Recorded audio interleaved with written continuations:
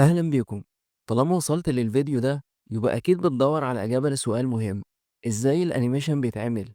طب خليني أقولك، في الفيديو ده هوريك كل الخطوات اللي بعملها.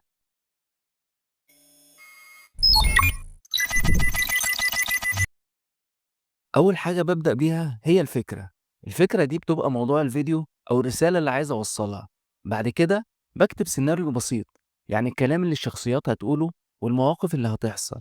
دي الأساس اللي بشتغل عليه. بعد ما السيناريو يكون جاهز بدخل على تصميم الشخصيات بتبدأ برسمة بسيطة، وبستخدم برامج زي برنامج الموهو عشان أديها الشكل النهائي. دي الواجهة بتاعة البرنامج. أول حاجة بجيب الشخصية اللي عاوز أرسمها وأحطها في البرنامج، وبعدين بعمل لاير جديد وببتدي أرسم، وبخلي كل جزء في لاير لوحده. وبعدين بعمل العظم للشخصية وبربط كل جزء بالعظم اللي هتحركه. بعمل العظام الذكية بتاعة العين والحاجب اللي هي السمارت بونز دي هتسهل عليك شغل كتير جدا.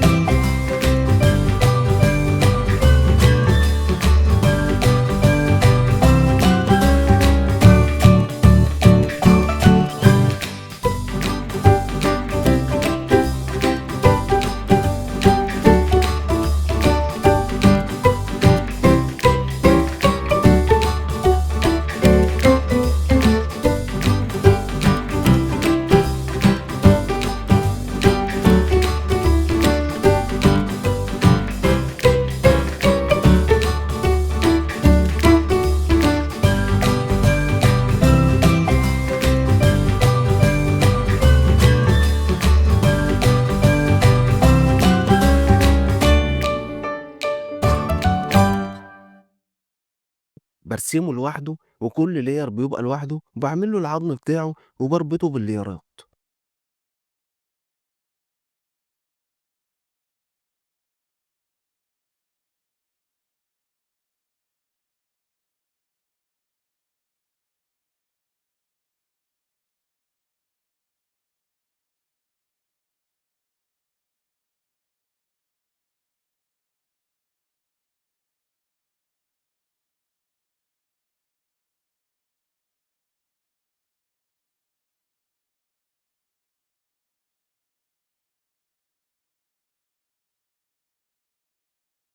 وده برنامج الصوت اللي بستخدمه اللي هو ادوبي اوديشن.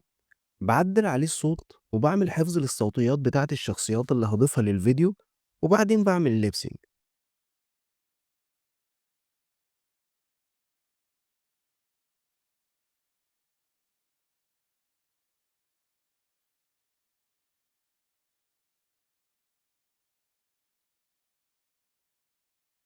وفي النهاية بصدر الفيديو بجودة عالية عشان يطلع بأفضل شكل ممكن.